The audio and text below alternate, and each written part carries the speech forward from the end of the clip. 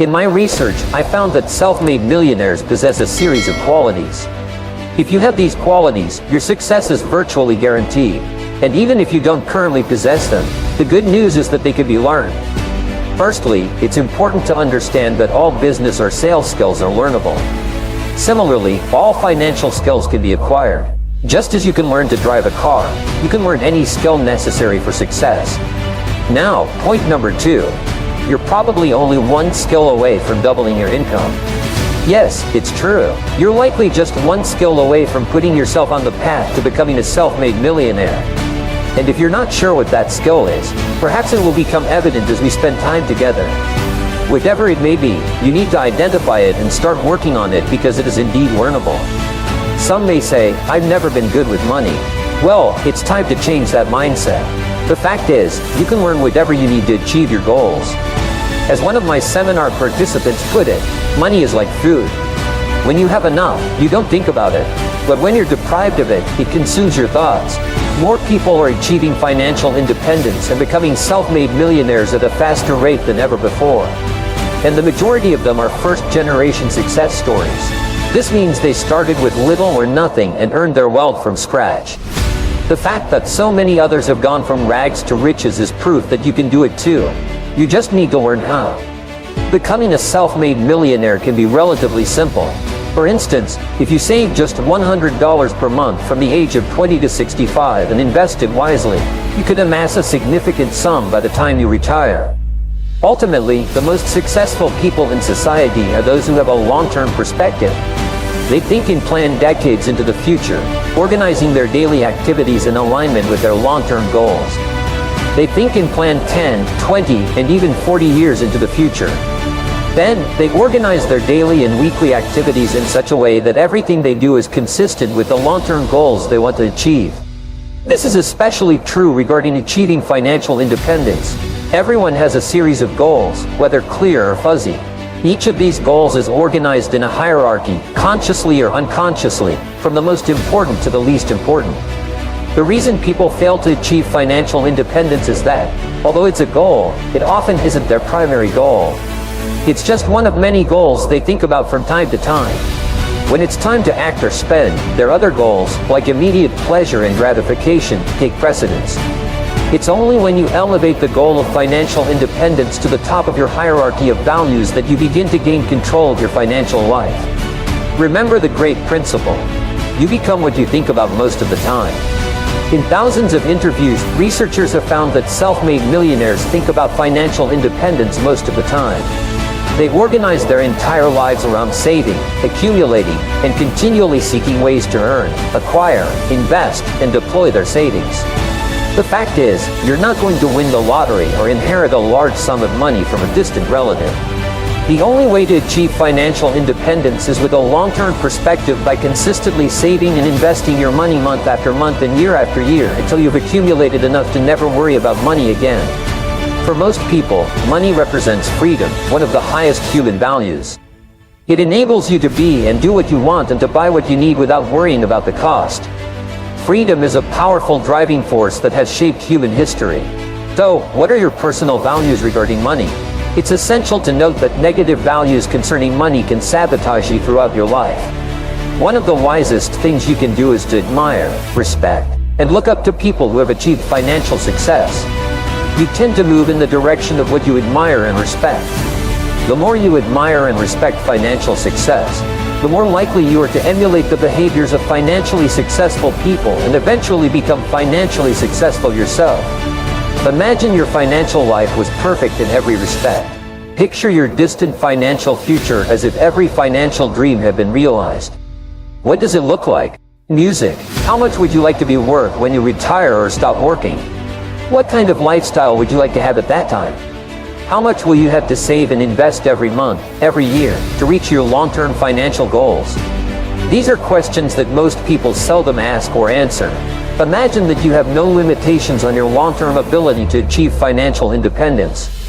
Imagine that you have all the time and all the resources you require, all the knowledge and experience you need, and all the contacts and opportunities you could ask for. If you could design your financial life to be perfect in every way, with no limitations, what would it look like? Imagine that you have finally achieved a net worth of $10 million. What would you do? How would you change your life if you were completely financially independent? Make up a dream list of every single thing you would want in your life, tangible and intangible, if you had all the money you would ever need. The greater clarity you have regarding your long-term financial future, the faster you will attract the people and resources that you will need to achieve it into your life, and the more rapidly you will realize your vision. In general, you should have 4 financial goals. First, you want to earn as much as you can. Second, you want to spend as little as you can. Third, you want to save and invest as much as possible. Fourth, you want to protect yourself against unexpected reversals and lawsuits. The achievement of each of these goals is very much under your control. Perhaps the best measure you can use if financial independence is your goal is to determine how much money you will need each month, each year, to live comfortably, and then calculate how long you could sustain your current lifestyle on your current savings. This number is called your run rate or your burn rate. It's a calculation of how long you can survive with what you have accumulated up to now, and it's the best measure of your overall financial health. This is a great focal point. Set clear financial goals and targets for each part of your financial life, both for the short term and for the long term. Examine every expenditure in your life and look for ways to reduce your monthly living costs. Set a goal to cut your expenses by 10 or 20% over the next 90 days.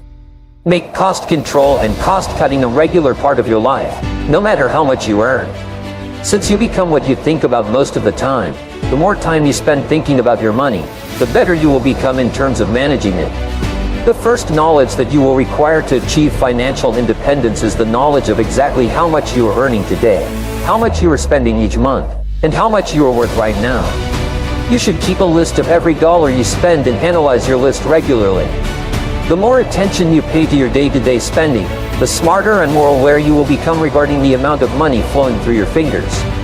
It's a rule that will virtually guarantee that you become wealthy over the course of your working lifetime. Save and invest 50% of any increase that you earn in your salary or compensation for the rest of your career. You can still spend the other 50% of the increase on improving your standard of living, but resolve today to save half of every increase for the rest of your career. This discipline alone will assure that you achieve financial independence, and probably several years before you expect to. Apply the 80-20 rule to your job every day. Identify the 20% of your tasks that account for 80% of the value of everything you do. Resolve to focus more and more of your attention on becoming better and better at those few activities that are worth more than all the rest. There are certain habits and behaviors that lead inevitably to financial success.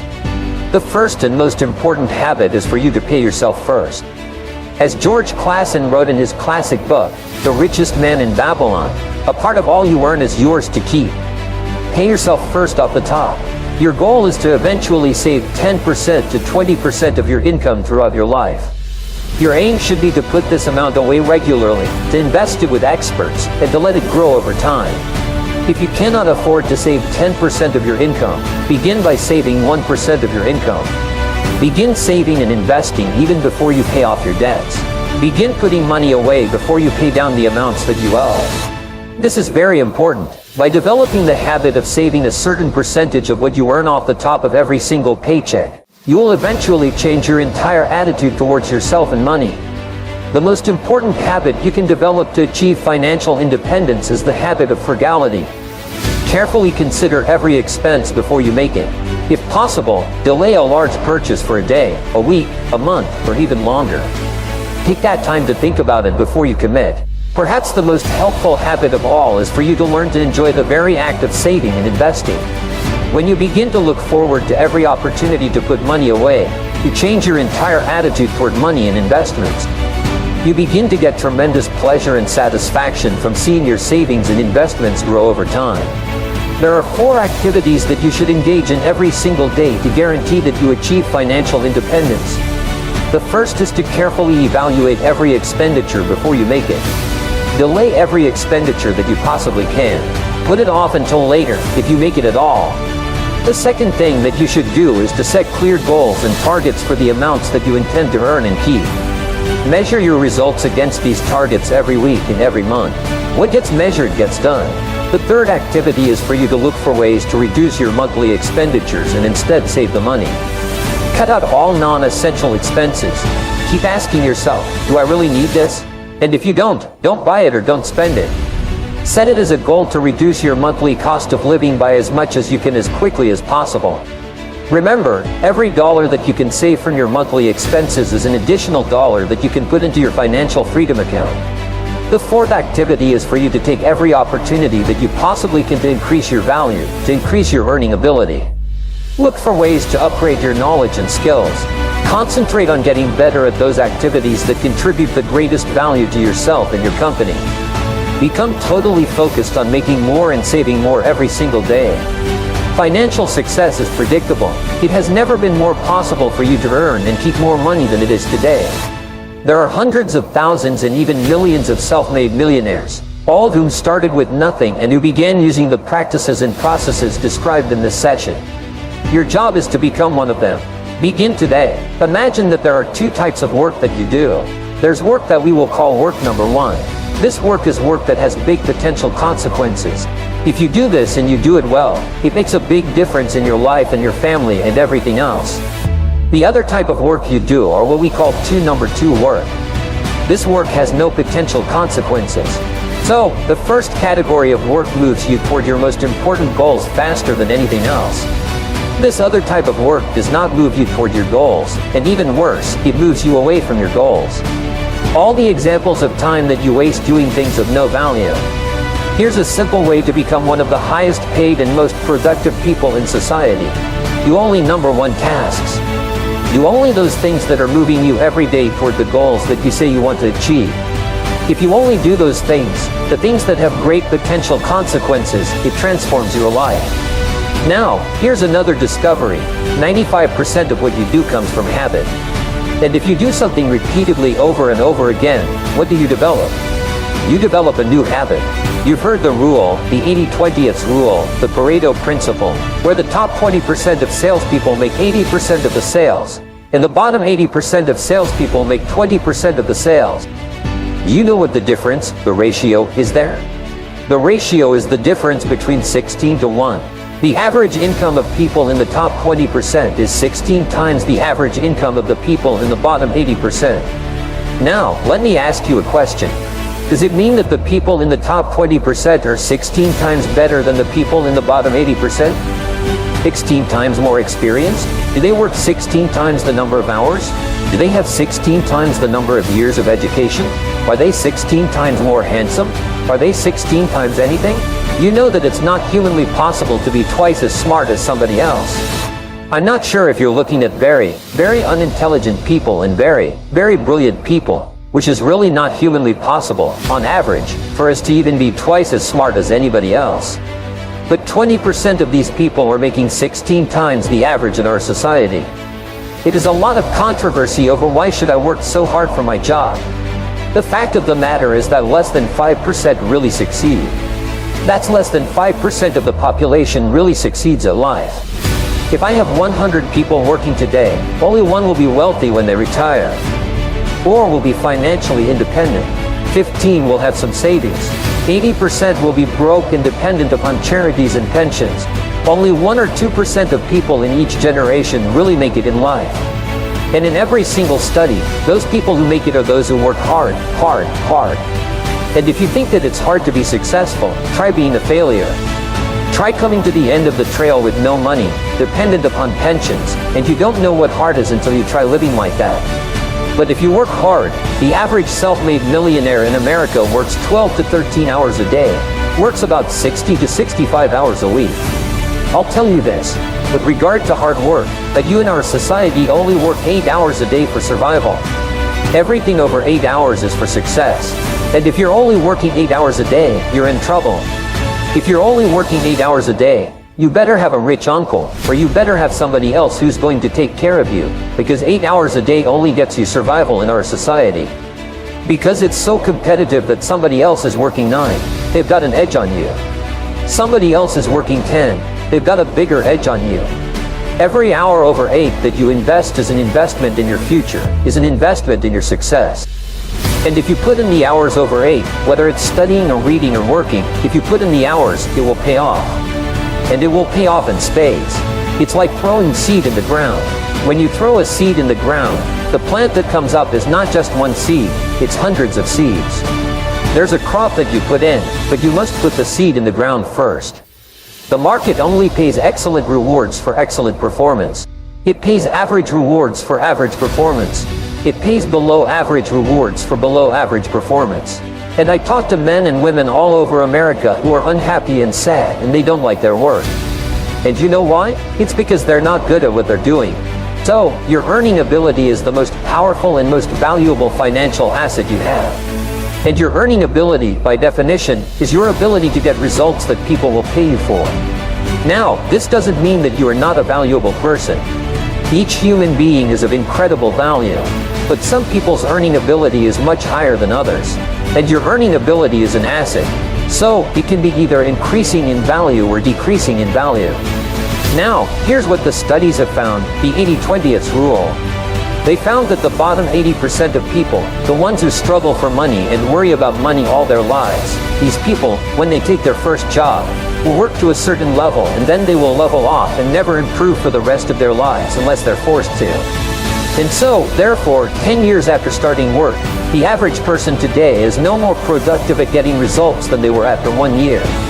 But they find that the people in the top 20% are very different. The people in the bottom 80% increase their income about 2 or 3% per year over the years. The top 20% increase their income at an average of about 11% per year. If your income goes up 11% per year, you will double your income every 6 or 7 years. And then you will double it again, and then you'll double it again, and soon you live in a beautiful house, and you drive a nice car, and you send your children to private schools, and you have a nice bank account, and you'll be happy. But if you don't keep increasing your income, nothing good will happen. Now, what is the difference? The answer is, the people in the bottom 80% don't learn anymore after they leave school. But the people in the top 20% are always learning new things. And as a result, they're increasing their earning ability. People in the top 10% in every field think in terms of their hourly rate, how much they earn each hour. Now, this change in thinking changes your entire life. I know because I've taught this principle to thousands of people who literally transform their lives and their incomes almost overnight. If you think in terms of how much you earn in a week or a month, well then, you have a natural tendency to waste time during the day. Monday is a slow day. You're recovering from the weekend. Tuesday, you start to work. Wednesday, the week is almost over. Thursday, you start to slow down, and now it's Friday. Who gets anything done on Friday? We'll do it on Monday. Though, people's ability to produce drops, and since 80% of the population thinks like this, if you're not careful, you'll find you are surrounded by people who waste time.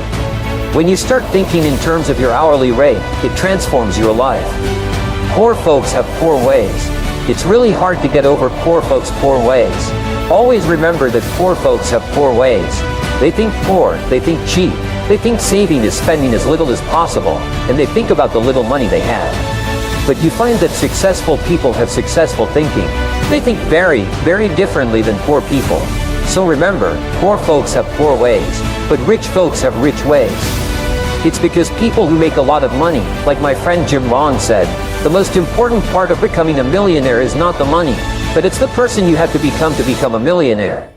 You have to become a totally different person to go from zero to being worth more than $1 million. But the good news is that if you lost all of your money because of a crash in the economy or something else, you can make it all back again because now you're the kind of person who can make it. Once you become a millionaire in your thinking, then it's only a matter of time before you quickly restore that amount of money in your reality.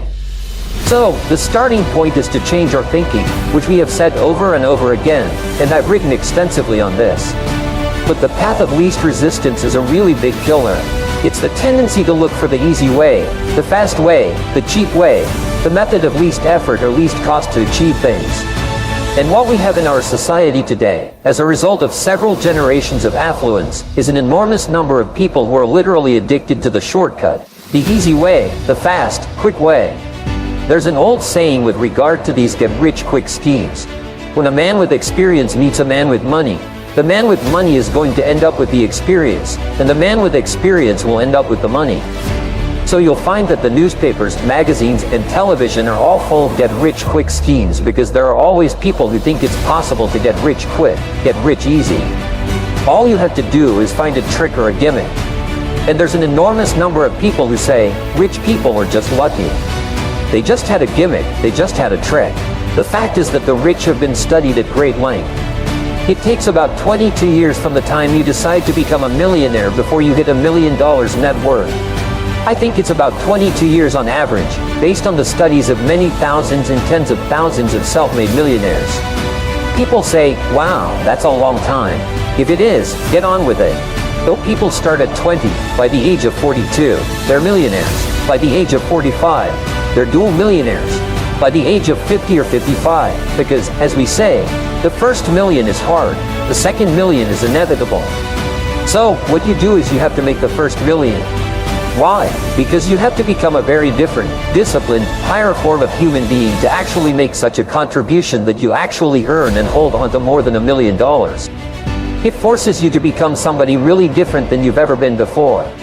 Financial freedom is a real big issue today. Financial freedom means that you don't worry about money. Worries about money, by the way, are the #1 reason for marital breakdown. Worries, disagreements, arguments over money. So if you have problems with money, they affect your relationship. If you have problems in your relationship, they affect your health.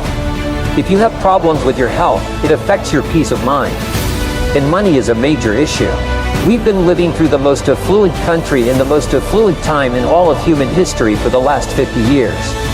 We've grown up in a level of affluence that is unimaginable for 95% of the world. And we have come to believe that this is what we're entitled to. You grow up in America, you're entitled to a fat life. One of the things that is leading to major social disruptions is a lot of people are finding that it's not true anymore. If you want to be financially successful, you won't have to work very, very hard. You're going to have to get up early and hit it hard and work all day and work into the evening. You're going to have to work 6 days a week. There's no wealthy people who work 5 days a week. None. There's no successful people who work 5 days a week, because if you work 5 days a week, you actually only work about 4. And you start late, you leave early, and you waste time all day long. Successful people work long days, and they work into the weekends. However, they're doing something they enjoy, and they're doing something they get tremendous satisfaction from because they're making progress. And as a result, it's really not work. You know the old rule, I found something I love to do, and I never worked again the rest of my life. I worked 7 days a week, but I never worked a day. And you'll find that when you do that, which you will before we're finished, when you start to find what it is that you would love to do and put your whole heart into it, you never work again. And you get paid more than you ever dreamed of. And you don't even care. You don't even count the money anymore because you're just getting so much satisfaction from using yourself at the very highest level. So financial freedom, this is something we people have to start thinking about. The worst thing you can do today is to be in debt. As you know, as they say, the debt comes and goes, but the interest payments stay forever. And it's the interest that kills you. It's the constant payment. Look at that. So one of our goals is to achieve financial freedom. And this isn't something that happens by accident. We don't say, well, geez, I'm not sure I'm financially free this morning. No, but what we have to do is we have to set it down and make a plan, and we have to work on it for a long, long time. It's not something you can do once. It's something you need to do throughout your career. And too many people today are deeply in debt. You know that 70% of Americans live from paycheck to paycheck? 70% of Americans. What that means is that they have no money, they have no reserves. The average American family at the age of 40, for the major breadwinner, has a total net worth of about $40,000. And that's including the equity in their home. At the age of 60, they have a net worth of about $62,000. An average of about $1,000 a year. Most people without pensions, that's why there's so much political controversy. Without pensions, most people would be destitute. They'd be impoverished because they have nothing. 70% have nothing. Why? It's not because they haven't earned a lot of money. You know that if you save $100 a month for your entire working lifetime, you'd be worth more than $1 million when you retire? $100 a month? If somebody put a gun to your head, could you save $100 a month? Well, it does. And people don't even save that. They spend it. They buy stuff they don't need to impress people they don't like. So here's where we start with our entrepreneurs. We say there are 4 keys. One is to clarify. Clarity is 95% of your success. Be absolutely clear about who you are, what you want, and your goals. Second is to simplify. Simplify means to delegate, outsource, and eliminate low value, no value tasks and activities in your life. In other words, look at the things you do in your life that contribute very little to your success, but you keep doing them anyway. And you'll find that about 80% of your life is trivia. Remember the 80-20 rule. 20% of what you do accounts for 80% of your results, success, rewards, satisfaction, happiness, joy. Everything is in the top 20%, which means the bottom 80% could be cut out completely and have no negative effect on your life. What do most people spend most of their time on? Bottom 80%. You know, television watching. Since the last time we did this seminar just a few months ago, at that time it was 150 hours a month for the average adult in America. It's up to 158 hours in less than a year. Average Americans watching 5.5 to 6 hours, jumping up over 5 hours of television per day. Average non-adult, what is on social media, 5 hours a day. Television watching, by the way, for young people is dropping dramatically. The networks are going bonkers, but it's older people who are not high-tech. They watch television 5 hours a day. Just imagine if you took 2 of those hours and you read something worthwhile. You'd be rich in a few years. Television makes you poor. They did an interesting study. They took people, socioeconomic categories, Wall Street Journal. They found as you went down the socioeconomic categories to the poorest of the poor, they had no books in their homes and the biggest televisions they could afford.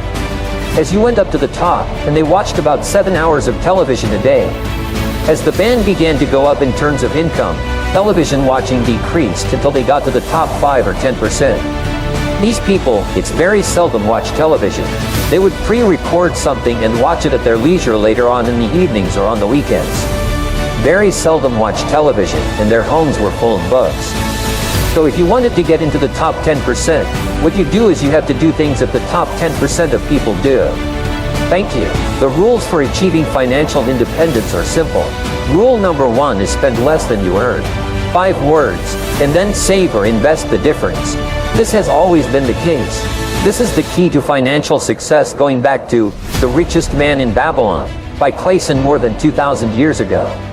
You can be a blithering idiot at an average job, working at a gas station or on the farm, or driving a truck at an average wage. But if you save $100 a month on average from age 20 to age 65 and let it accumulate, you'll be worth more than $1 million. $100 a month, $25 a week, for less than $4 a day. About the same amount as mine, a latte coffee at Starbucks. Can you do that? Okay, we'll do lots of other things, but do that for sure. Now rule number 2 for achieving financial independence is that 10% of every dollar you earn is yours to keep. What this means is that you need to develop a habit from the beginning of your career and throughout of cutting 10% off the top of your salary and living on the other 90%. Most people get their paycheck, and they spend most of it. If there's anything left over, they throw it in the bank temporarily, and then they grab it out and spend it on something else. They look at their bank account and shout, "Gee, we've got money here. Let's burn it." Some people have just got to get rid of the money. Rule number 3 is resolve in advance to prefer financial independence to status. The work in The Millionaire Next Door found that the mark of self-made millionaires is that they weren't concerned about impressing the neighbors or keeping up with the Joneses. They were more concerned with financial independence than by looking good on the outside, at least until they became wealthy. So say to yourself, financial independence is number 1 to me, and status is number 2 or 3 or 4 or 10, then be willing to stick to it. It's absolutely amazing what will happen to you financially. Do you know what we found out about self-made millionaires? They never buy new cars. Why? Because in a new car, there's several $1,000s of depreciation. That's money that you lose the minute you drive it off the line. So what self-made millionaires do, based on interviews with thousands of them, is they pick a car they really like.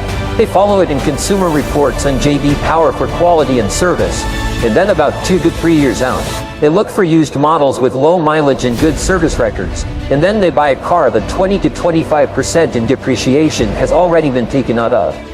I've worked with a man once who started with nothing and achieved a net worth of $800 million.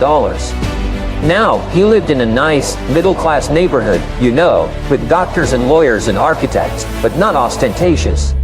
But the people living on either side of him were just 2 paychecks away from homelessness.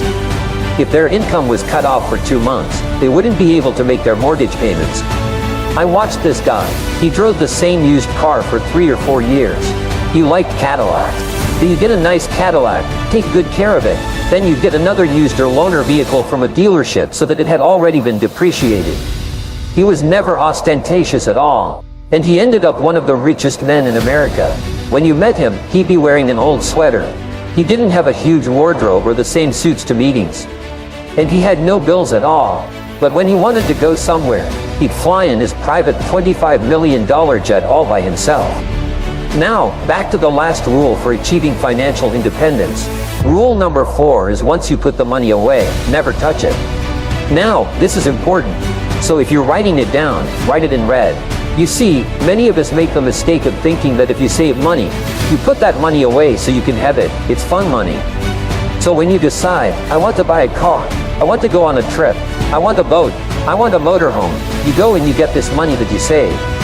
However, if you want to spend money on those things, set up a separate savings account. This money is for your financial security. This is your financial freedom fund. Once you put money into this financial freedom account, you lock it in like a one-way door. It goes in and it never comes out. You'll never spend it. I can tell you all kinds of stories about how this will change your life, including in my life. Please believe me, once you put it away and decide that you will never spend it, as far as you're concerned, it's gone forever. I personally will do whatever is necessary, no matter what my financial emergency is, to not touch my financial fortress. Never touch it, because if you even think for a tiny glimmer that you can get it if you need it, then you'll find yourself needing it at the first opportunity. So, the key to financial success is to pay yourself first.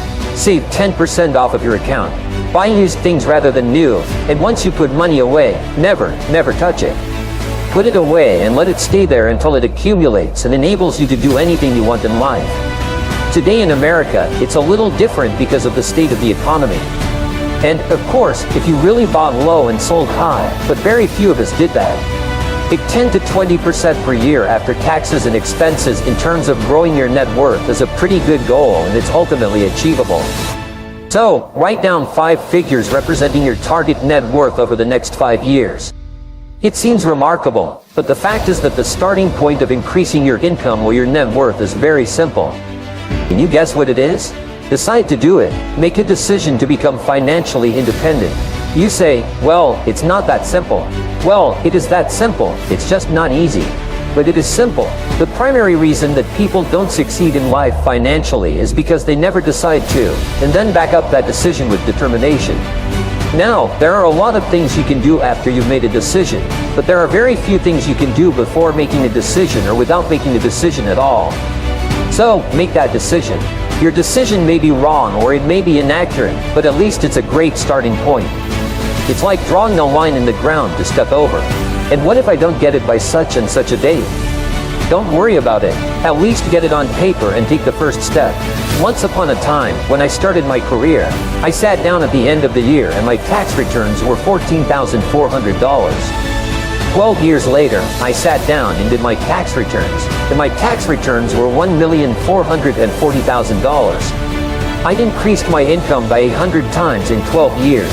And I went back and I started to look at that, and I realized that I'd used a formula which I gradually articulated into what I call the 1000% formula. And it's very simple. It's based on the law of incremental improvement. Japanese call it the Kaizen principle, the principle of continuous betterment, getting a little bit better every day. So I asked the question, if you could increase your productivity, performance, and output by 0.1% per day, could you do that? Could you increase your productivity, performance, and output by 1/1000th in a day? And the answer is, of course, if you're even a tiny bit more efficient or you worked a little bit harder on a more important task, you could become 0.1% better in a day. Well, if you did that every single day for a week, you would be 0.1% times 5. You'd be 0.5% more productive in a week. Is that possible? Of course, you would say. Anybody can become that small amount more productive. So, I said, if you did that every week for 4 weeks, you'd be 2% more productive over the course of a month. If you did that every day for 13 4-week months in a year, 52 weeks, you would be 26% more productive. Is that possible? And the answer is yes, because there is a thing in success called the momentum principle. That means that once you start going, it becomes easier and easier to keep going and to go faster and faster. So, once you become 26% more productive in the course of a year, your overall output, your results, your income will go up by 26%. What happens is you start to get into the swing of it. You start to be more effective, more efficient, and get more things done. You start earlier, you work harder, you stay later, you set better priorities, and so on. So, if you do this 26% each year for 10 years, you'll be 1,004% better. And this is what happened to me, and it's happened to every single person I've ever worked with. Not long ago, I was in Seattle, and this young man came up to me. He's about 30. I met him when he was about 22. He was working in a used car lot in a small town outside of Portland. And his name is Chris. And he came up and he said, "Mr. Tracy, do you remember me?" I said, "Yes, it's a nice guy, great personality." He said, "Well, you know the 1,000% formula that you taught me many years ago?" I said, "Well, of course, I remember because I've taught it to so many people." He said, "Brian, it doesn't work." I said, "It doesn't work?" He said, "It doesn't work." I said, "I've used it every single day ever since you taught it to me all those years ago." He said, "It doesn't work." I said, "How do you mean?" And he made me smile. And he said, "It doesn't take 10 years, it only took me 7. He said, "Today, I am earning 10 times what I was earning 7 years ago." He said, "I used it every day. It's absolutely amazing." He said, "I'm making more money today in a week or a month than I was often making in a month or a year." He said, "By using that formula." And what I did personally is I used it once, increased my income 10 times. And then I used it again and increased my income 10 times more, 100 times in 12 years. And so can you.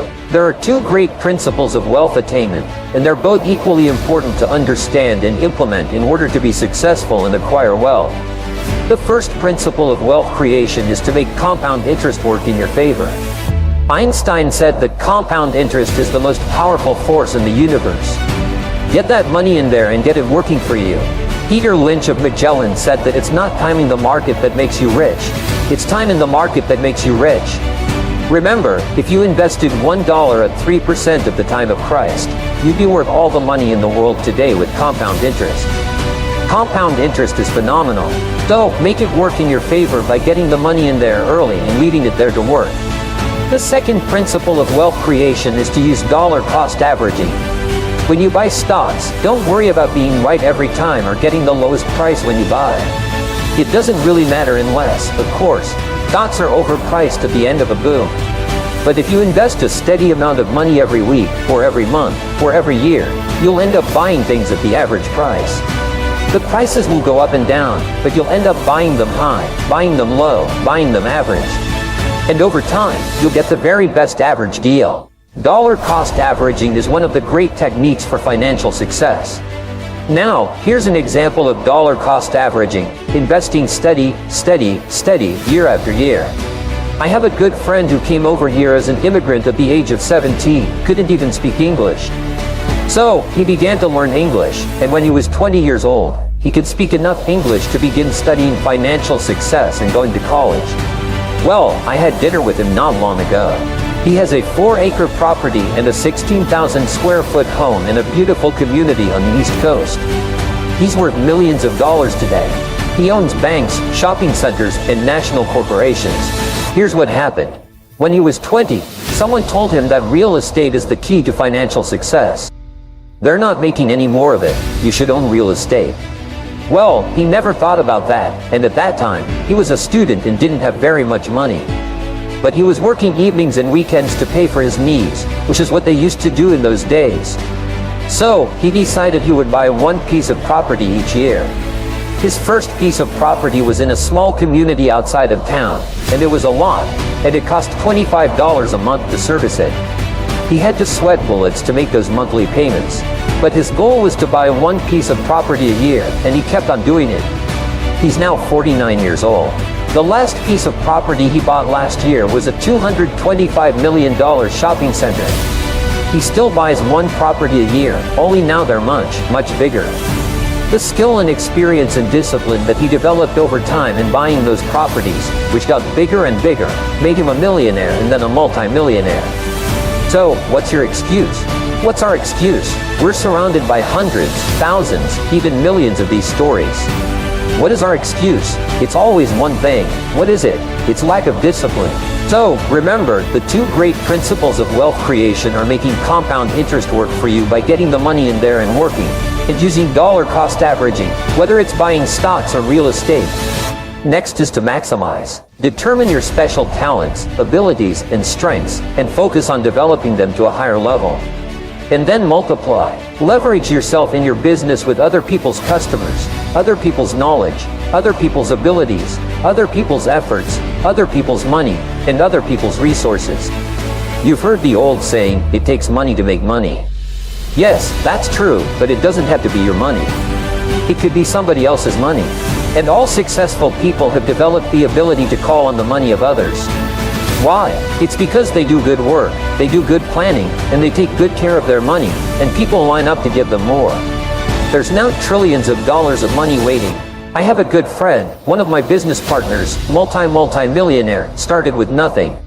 There was tens of millions of dollars, and he's sitting on a pool of money that he keeps at very low levels of interest. He said, I can't find a place to put it, and I will not put it until I find a place.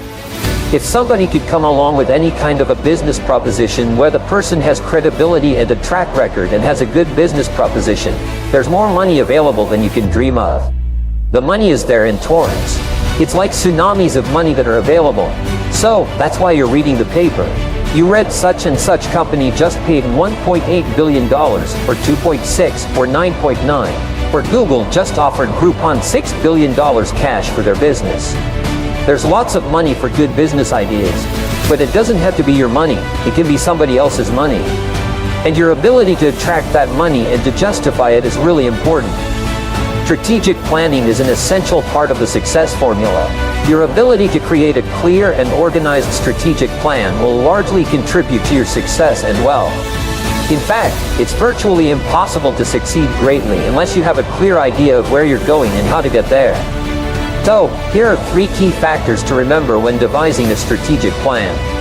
Number 1. You are in business for yourself. This means that everything that is ever going to happen to your personal success corporation, your personal business, is up to you. No one else can be expected to do it for you. Now, here's a perverse law. The more that you accept that you are responsible for doing whatever it is, the more others will line up to help you. So, therefore, you say these words. If it's to be, it's up to me. Number 2. Your aim in strategic planning is to increase your return on energy. We call this ROE.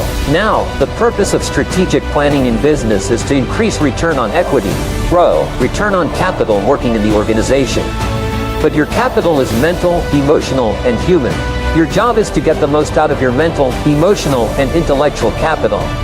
Your job is to get the highest return on the amount of your life invested in your work. Number 3. Successful individuals also have good personal strategic plans. Because a good strategic plan assures that you will get the highest return on the amount of energy that you invest in anything you do.